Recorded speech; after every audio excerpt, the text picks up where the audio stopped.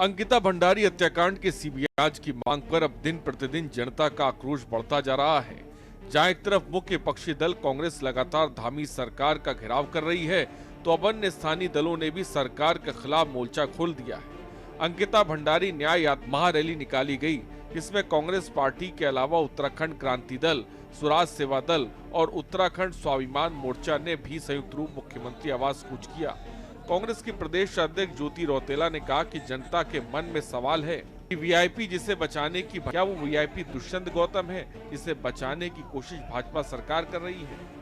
वहीं यूकेडी के केंद्रीय उपाध्यक्ष आशुतोष नेगी ने कहा कि उस ऑडियो रिकॉर्डिंग में सुरेश राठौर का कहना है कि दुष्यंत गौतम और अजय कुमार वीआईपी और वो उस दिन हरिद्वार से वनतारा रिजॉर्ट आने वाले थे, जिनके लिए अंकिता भंडारी को मनाया जा रहा था। तो जब साक्ष्य मिल चुका है तो सरकार इसकी जांच कराए। पूरा प्रदेश आज एकजुट होकर एक आवाज में अंकिता की हत्या की जांच की मांग कर रहा है।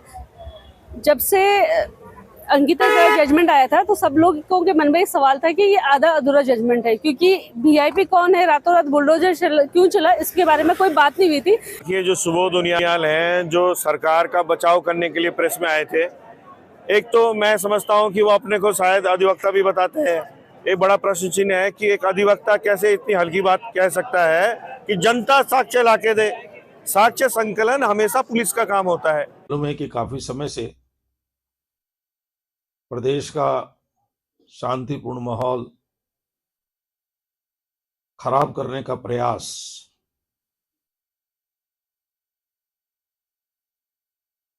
उन तत्वों के द्वारा किया जा रहा है जिनको राजनीतिक रूप से जनता पूरी तरह से नकार चुकी है।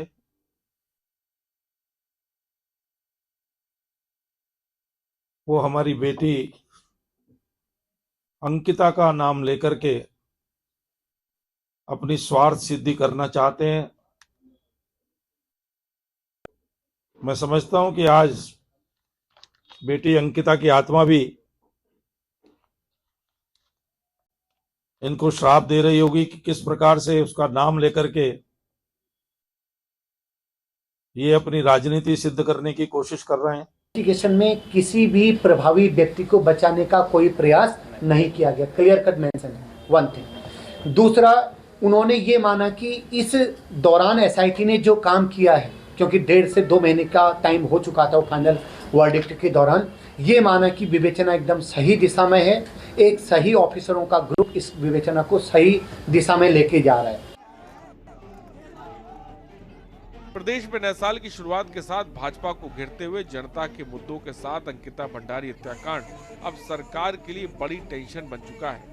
सभी पक्षी दल अब सरकार को चारों तरफ से चुनौती देते नजर आ रहे हैं और भाजपा भी हर निष्पक्ष जांच का हवाला दे रही है, लेकिन अब तक विरोध निपटाने का नाम नहीं ले रहा। वहीं कांग्रेस पार्टी के प्रदेश प्रवक्ता डॉक्टर प्रतिमा सिंह ने कैबिनेट मंत्री सुबोध उनियाल पर तीखा हमला करते हुए कहा कि जो एसआईटी गठित की थी, क्या उसने विधायक रेणु बिष्ट का बयान लिया या क्या अंकिता भंडारी के फोन और डायरी से मिले साक्ष्य इकट्ठा किए।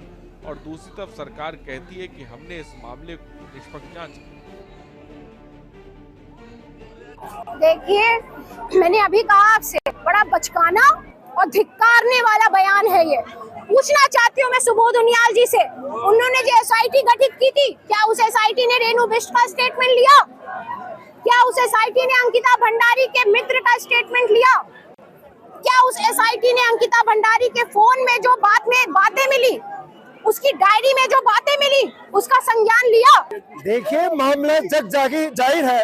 हमारे उत्तराखंड की बेटी, मैं बोलता हूँ कोई किसी व्यक्तिगत बेटी नहीं है, पूरे उत्तराखंड की बेटी आज न्याय के लिए उसकी आत्मा तड़प रही है और इसीलिए पूरा उत्तराखंड जागा है, पूरा उत्तराखंड एकत्र हुआ है। और हमारे सारे पूर्व सैनिक आप देख रहे हैं अपने झंडे के साथ, अपनी ये ग्रीन जैकेट के साथ, इन जब उत्तराखंड की जो भ्रष्टाचारी बेविचारी सरकार है, इसको जगाने के लिए इकट्ठा हुई है। दुर्भाग्यजनक जो एक घटना हुई है उत्तराखंड में अंकिता भंडारी की, और उसमें भारतीय जनता पार्टी और हमारी सरकार ने एक त्वरित संज्ञान लेते हुए उसमें एसआईटी जांच का गठन किया और एसआईटी ने भी सारे तथ्यों को की विवेचना करते हुए माननीय न्यायालय में रखे और माननीय न्यायालय ने न केवल उन आरोपियों को जेल के अंदर भेजा बल्कि आजीवन कारावास की कठोर सजा भी उनको सुनाई है।